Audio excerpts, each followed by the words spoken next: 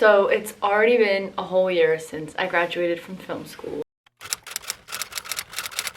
And because I got so many questions and just like inquiries and curiosity about my experience at film school, but also, you know, whether it's worth it and how do you manage coming out of it and are you able to work, I thought I would just put it all into one video because I noticed that there is a lot of other people that were in the same position as me, and I think it's such a difficult career to start in and to figure out.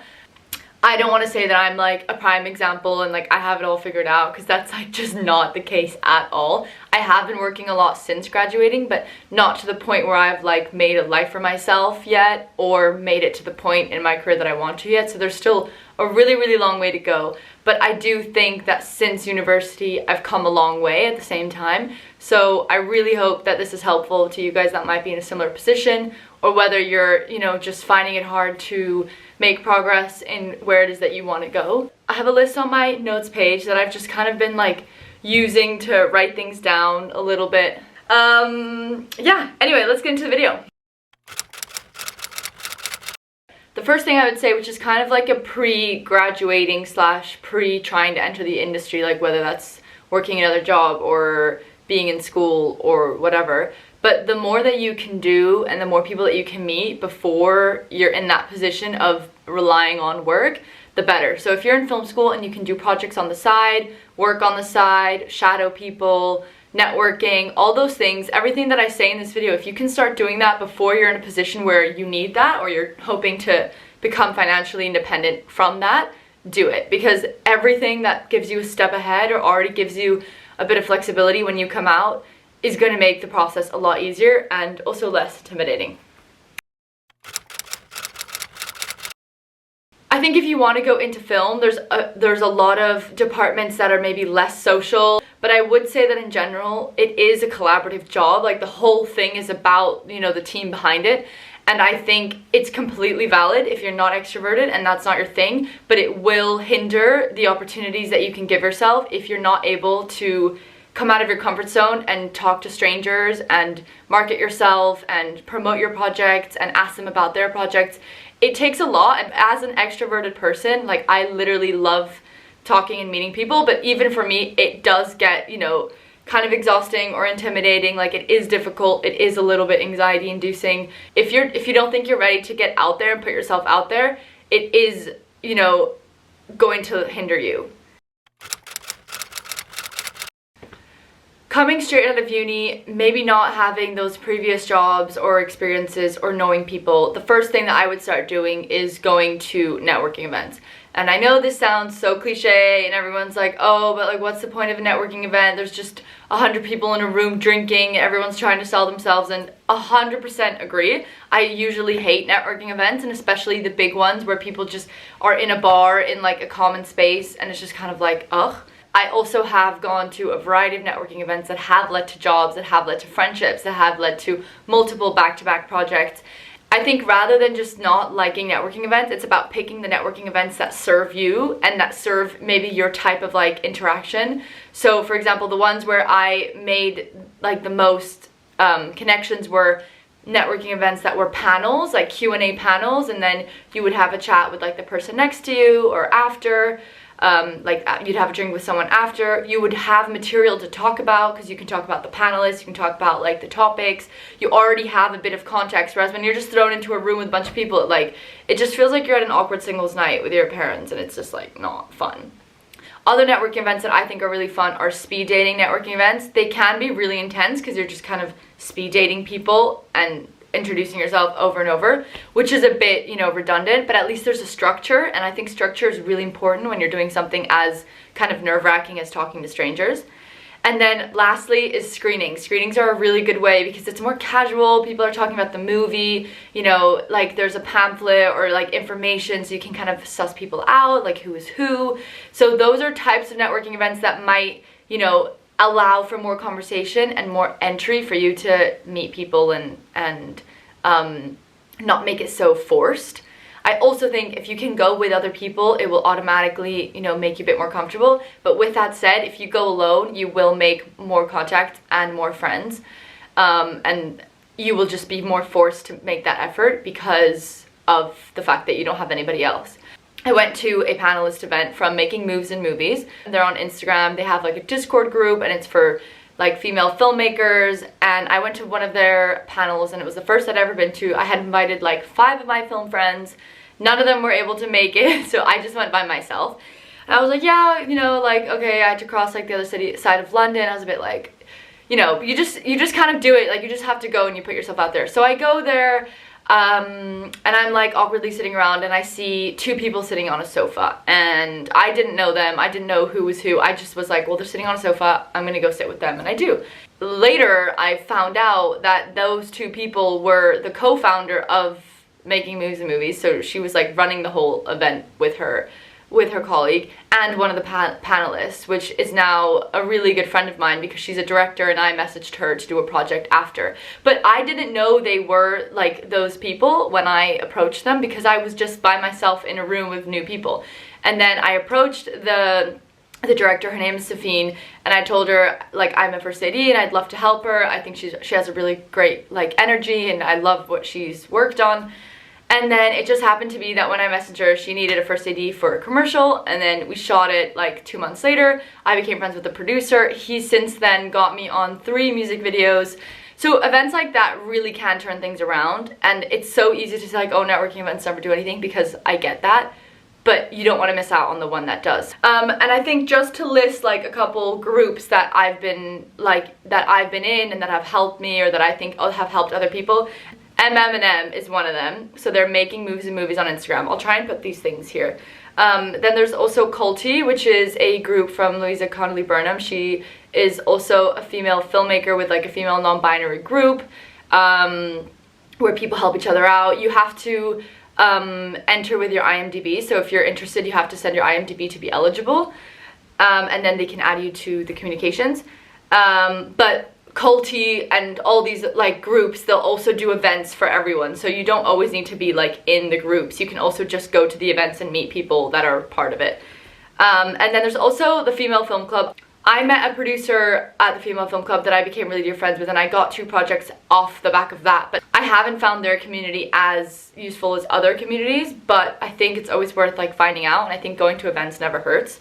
Especially before you pay for a membership, it's always good to like suss out the people and if you think it's the right fit for you. Alongside the networking events, going to film festivals is also a great way of meeting people. I think what's good about film festivals is they come with a lot of other events, so even if you're not going to the film festival and seeing every movie, there's drinks or like after parties or like panels about certain movies. So there's a lot of things that come with it. And if you are able to invest like £100 on a festival pass, and you can just go, you know, 2 weeks straight, watch a lot of movies, meet a lot of people, I do think that can prove worthwhile. And look for events that have some kind of structure and some kind of, you know, guided like audience experience, rather than just like a pub with like a tab. Yeah. This is kind of an admin thing, but I think it's really important to have your CV, your show reel, and your website up to date all the time. And if you don't have those things, to make those things exist. I think it's really easy to think that because we're not where we are yet, we don't want to like advertise what we've done, and we don't want to you know, have a website with one project, which I completely get. But I think having those things in the pipeline, nurturing them, even if it's not publicly shared, but like having a framework for a website, or somewhere where you put, you know, your BTS, or a show reel where you do all of your like credited projects to send to applications, maybe not for Instagram, not for YouTube, but just to like show people that you engage with, because you never know when the right opportunity comes and you're like, I don't know, either on holiday or at the gym or something. You just want to be able to click send on your phone and have it ready to go, because these are the ways that people will pick you, is you're readily available, you have all the information in one place, and you respond quickly. There's so many times where I've not been able to either respond quickly, or I missed it, or my stuff was super out of date, and then it led to them filling the role, which is also understandable because everything moves really quickly and people don't have time to wait around. So I would really encourage people to nurture their CVs, websites, show reels, and any other kind of portfolio material. Make sure it's up to date, make it the best that you can, and have it ready to go. Have it on either your files, or like I send myself WhatsApp so that I just have things on my phone.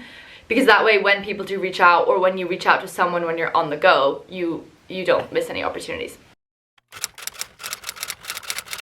I think social media is a huge tool nowadays, and even though I myself sometimes find it a bit exhausting, the whole like Instagram, you know, showing everything that you're doing, but at the same time, a lot of people that I have worked with have gone to check my Instagram first and see if I would be a good fit, or if they liked what I was working on, or if we have any mutuals. If people follow you and they see that you guys have 30 mutuals, they're much more likely to work with you than if they follow you and they see a blank page with like no posts, no mutuals, no profile picture. It is gonna make a difference realistically, because they need to just have that first judgment and pick based on that.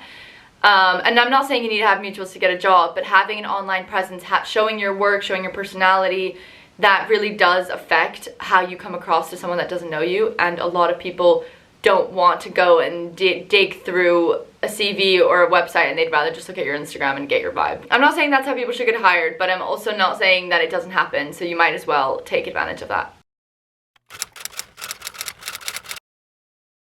This one's a bit controversial because I think it really depends on the privilege and your financial circumstances that you are in. I think there's a lot that you can gain, and there's a lot that you can learn and benefit from when you take projects on for free. I'm not saying you should take projects on for free and that you're not worth a real rate and all these things. 100%.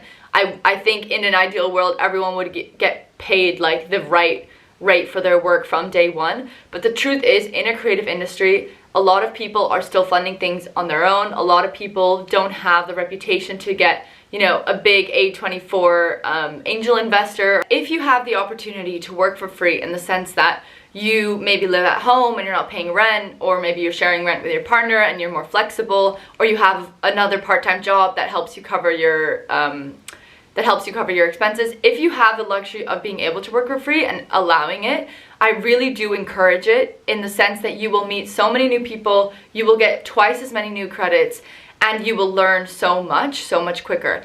With that said, that doesn't mean take on every project that's for free just because it's a project.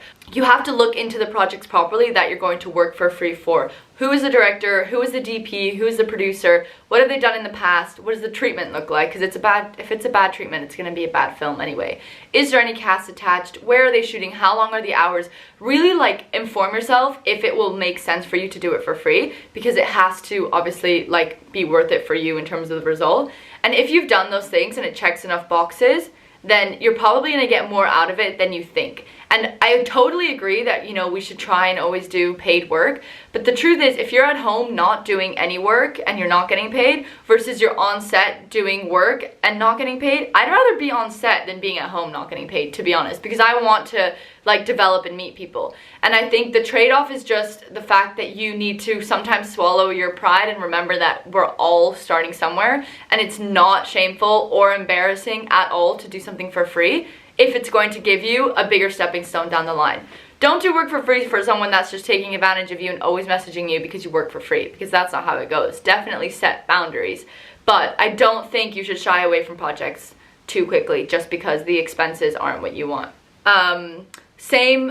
Along the same lines of working for free, be flexible on your rates if you can, because that's going to get you more work in a shorter amount of time, which will hopefully lead to recurring clients and a recurring crew that likes to work with you. And if you work for free for someone else, they will probably work for free for you. And if you ever want to make a film and you don't have the finances, you already have a way bigger pool of people that might help you out because you help them out. And that is something that I really live by, because I'm so happy to help my friends out, to spend my time working for them, because I know that they will do that for me too. And honestly, the projects where I've worked for free are sometimes the most fun. I'm not even gonna lie. When it comes to working for free or compromising your rates, I think it's super important that you always ask to compensate your travel, because I think it's ridiculous that you would have to spend money to get to a place and to get back home and then not get compensated at all for it, because you would essentially be losing money. So when you work for free, 100% get your expenses covered, or your fuel covered if you're driving. And if you're doing a really reduced rate, make sure that rate is taking into account your travel. So I pretty much exclusively ask for my travel to be covered, even if I'm getting paid a rate, just because I'm still in a position where everything counts and it all adds up. Also, something I feel like we really forget about is no one's going to know if a project was unpaid or not when it gets released. If a project looks really good, whether you got paid or not doesn't matter because people are going to see you attached to that project. So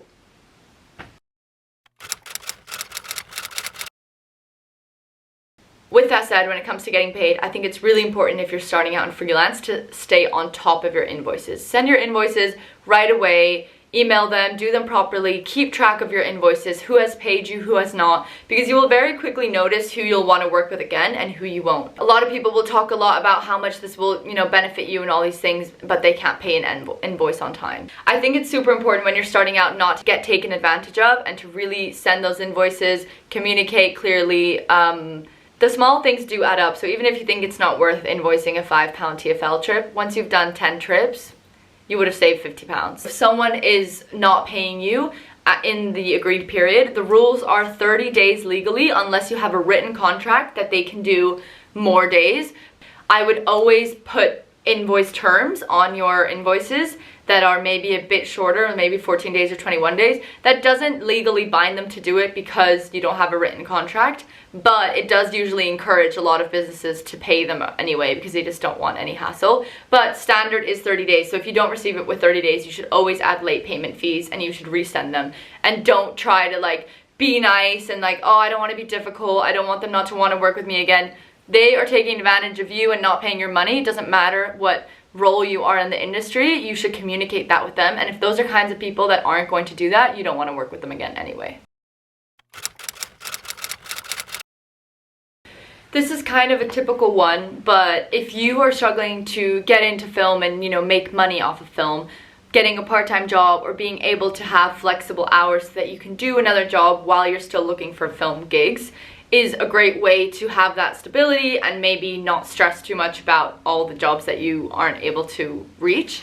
Whether that's in a cafe or pub or a kid house, even film related things, the best thing that you can do is communicate with your employer that what your overall career goals are and tell them that you need that flexibility so that job can help you get the jobs that you do need and you're not having to cancel on jobs because you have a rota and a fixed shift. And that's really hard to find. That's no easy job, but if that's something that you can raise with them, and sometimes I have friends, they have really, really nice bosses and they'll try and push them to do those film opportunities when they can, but you still have that to fall back on. So that's something to think about when you are looking for part-time work. Is there a job that can give you best of both worlds? Because I've had so many friends not be able to do jobs because they have a fixed shift and they just can't change it.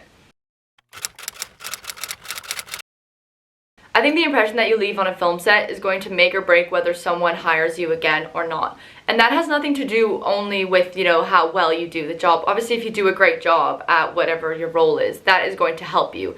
But making friends with people on set, talking to people, asking them if they need anything, helping them out, whether they're in your department or someone else's department. Obviously, don't go stepping on their toes because that's just annoying. But I don't know, if you're going to get a water and you offer someone if they want a water too. Small things like that where you help each other out as a team, even if you didn't know them personally before. I think those are the kinds of things that make people get remembered. If you're working in a production role, like a PA role or a second AD role and things like that, going the extra mile to take care of the crew is always going to get noticed as well. The producer is going to notice that. Being quick, being communicative, being helpful, all these things that, it seems kind of common knowledge that you do this as a part of the job, but a lot of people come in to do the job and then they leave. But someone that cares about the people on a more human level, cares about the people's experience and how they're feeling, that's much more than what the job description necessarily requires.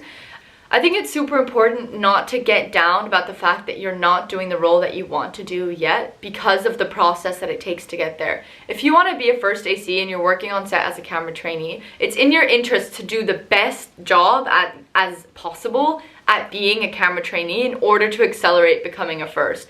If you're a camera trainee and you're kind of ugh, I don't really want to do this or I can't really be bothered, first of all, no one's going to like you. Second of all, you're not going to get hired again. And third of all, your journey to becoming a first AC is way longer, or it won't even happen. And I really think the attitude that you show in whatever role you are, even if you're a PA or a runner or a 30D or smaller roles that maybe aren't where you want to be yet, your attitude and your energy towards that role is going to affect how quickly you grow and you build up to the other roles so much. If someone sees you really trying and pushing yourself and going above and beyond for a small role on set that maybe doesn't have to go above and beyond, they're gonna want to, you know, bring you on to bigger things, and they're gonna want to give you a chance to step up and take more responsibility. If you are in a role that is assisting somebody else, always offer help, because people will often not want to ask for help. If someone offers help, they're much more likely to take it. I know it can be super intimidating when you're going onto a set with a lot of experienced people. If you're like newer or maybe not as experienced, or you just haven't been on such a big project before, it can be really intimidating. And I think the people that stick out the most are the people that are approachable, the people that you can talk to. So be that person for other people as well. And if you're, you know, already up in the industry and like all these things, like that's amazing for you. Why would you make someone that's still building and learning feel bad about the fact that they're not where you are? Being approachable and kind and all those things is worth so much more than whatever reputation someone may have gained. And for the most part, they started exactly where you were, and they were a scared little kid, and they just forgot where they came from. Linking back a little bit to the social media thing and just like your on-set behaviors, following the crew that you've worked with on social media and engaging with their material is also going to build a relationship with them past from the time that you were on set. Many times when we're on set, we see these people once and then we might not see them again because our sets or future work just doesn't align anymore. But if you're, you know, liking their stories or commenting on their work or reposting them and like hyping them up as you would your friends, but in a work sense, like hyping up the work that you like. Obviously don't be fake, like don't just like kiss everybody's ass, nobody likes that. But like engage with people, because that's what's gonna make them remember you, and that's just gonna be like, oh, I actually do need a first AD for this project, oh, or actually a PA would be great, or whatever it is, the role that you are. Making that presence known is what is going to help you get other jobs, because people are always meeting new people. They're not gonna remember you from 3 months ago on a set if you never spoke to them again. Reminding people that you're around can go a long way.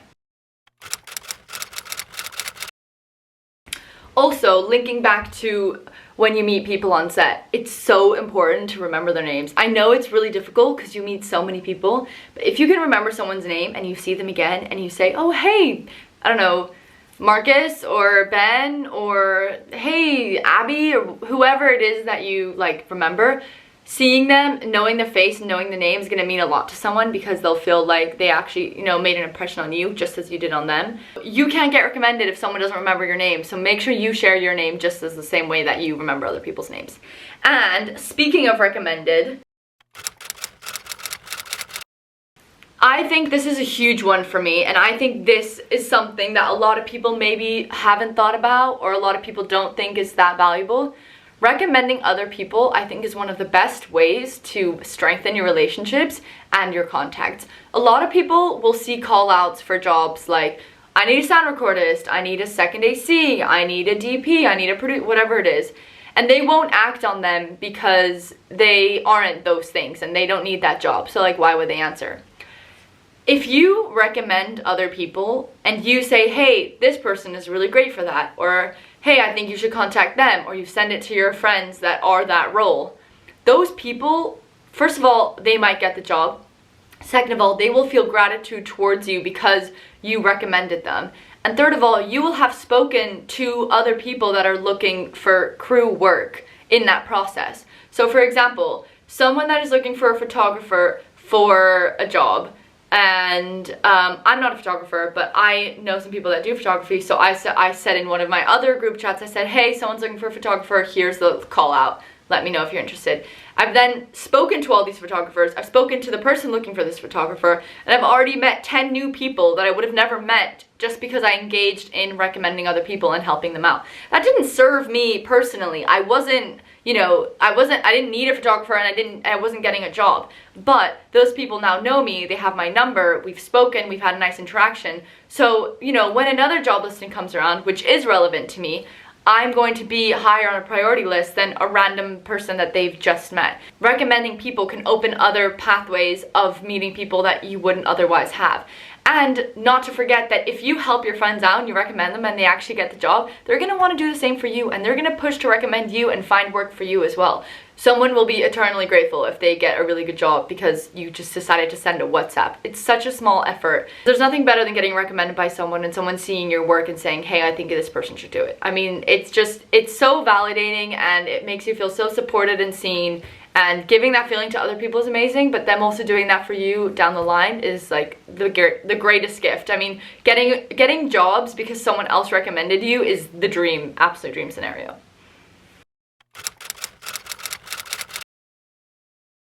So having a car is an extremely useful asset when you're applying to a job.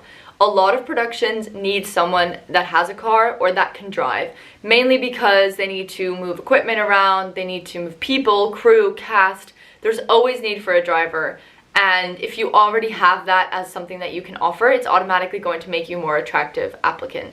With that said, make sure when you are agreeing to drive for a company, for a project, or use your own car, make sure that they're also getting the right insurance for you and that you're fully covered. So don't just like, you know, sell your life and your car away, and then if something goes wrong, you don't have any protection. So do be careful on that, but always advertise the fact that you can drive or that you have a car. Having someone that has a car gives the production lots of flexibility and gives them more options, and they're much more likely to pick you knowing that you can provide them that extra service than another really nice like PA or runner that doesn't have a car and doesn't drive. If you don't have a driver's license and you're looking to get into production, definitely get a driver's license, and if you can afford it, definitely get a car.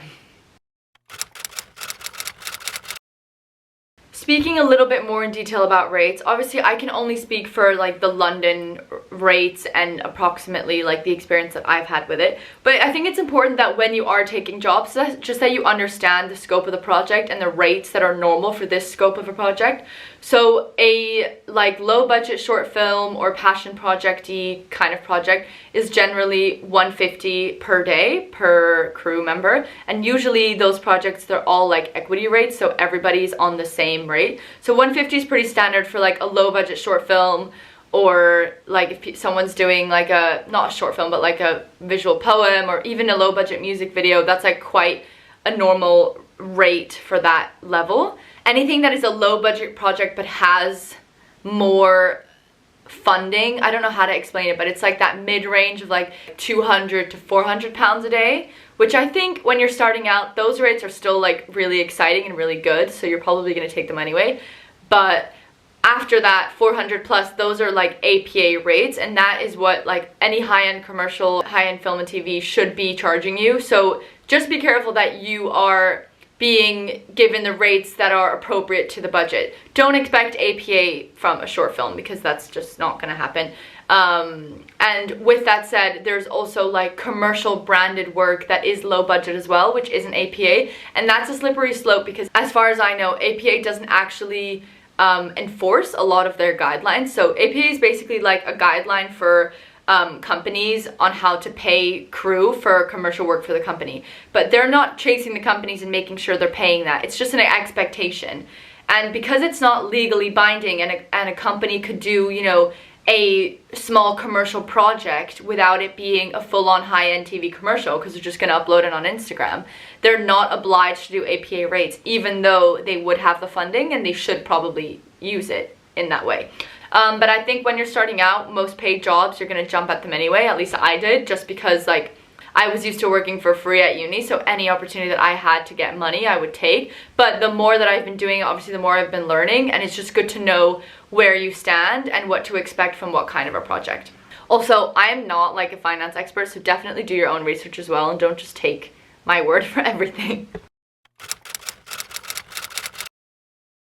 On a more personal note, I think it's really important that you set goals for yourself, and when you're not getting work and it's not, you know, it's a slow period, it's not panning out the way that you want, work on things for yourself. If you're a DP, like shoot things with other people that just want to like make stuff. If you're a director or a writer, write things and meet actors and make small like maybe showreel material or visual poems, or find artists, make a music video. Like, as much as you can, nurture yourself on the side without getting paid or without getting, you know, the jobs that you want.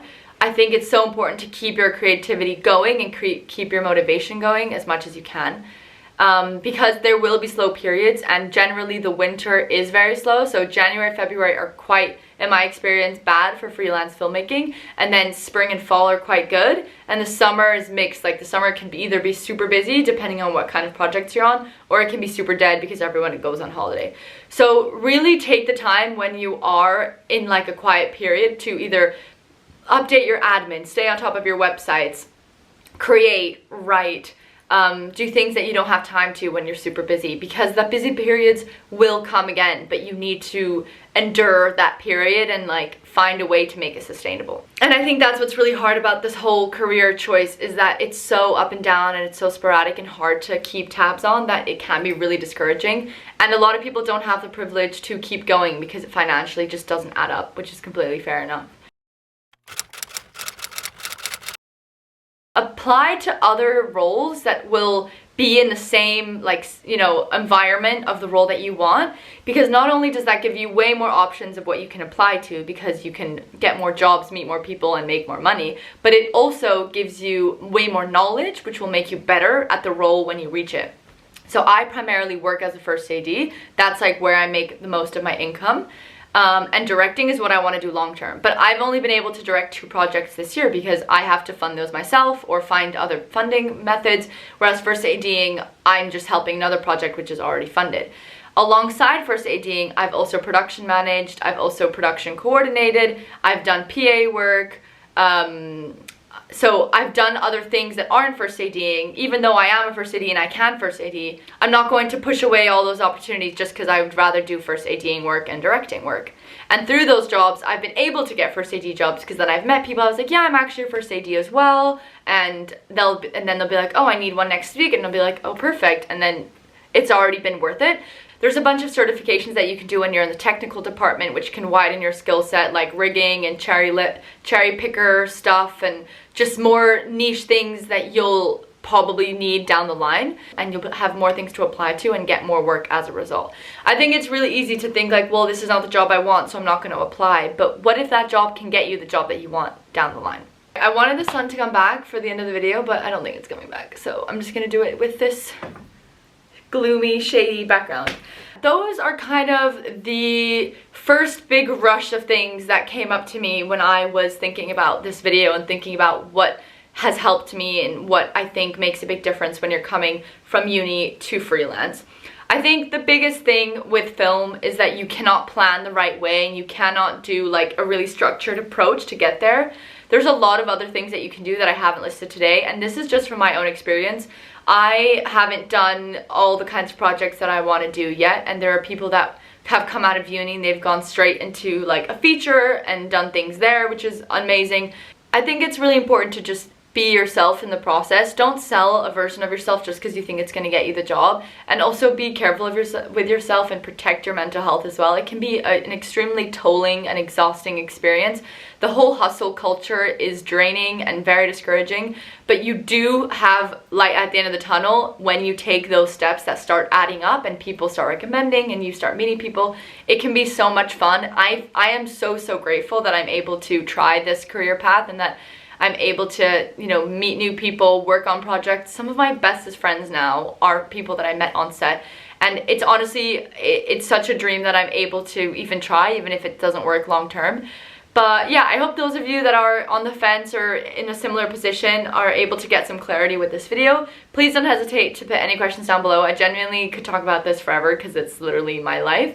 But yeah, and I'm gonna try to be a little bit more active on this channel if I can. I will try to show a bit more insights of my life, figuring out how to do film full-time. But yeah, thank you guys so much for watching. I really hope you enjoyed, and have an amazing day.